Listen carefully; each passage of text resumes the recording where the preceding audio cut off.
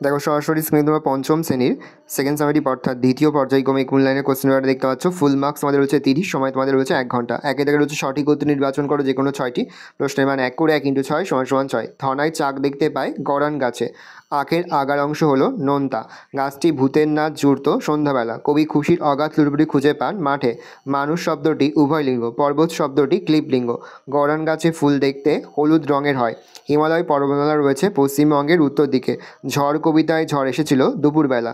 দুয়েদের রয়েছে অতি সংক্ষেপে নিচের প্রশ্নগুলোর উত্তর দাও যে কোনো 6টি প্রশ্নের মান 1, 2 করে 2 × 6 = 12।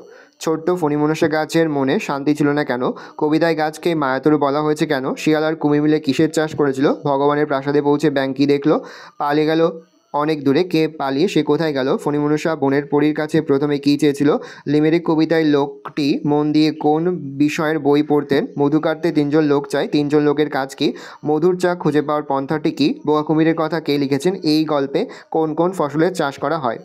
3 দাগে রয়েছে নিচের প্রশ্নগুলোর উত্তর দাও।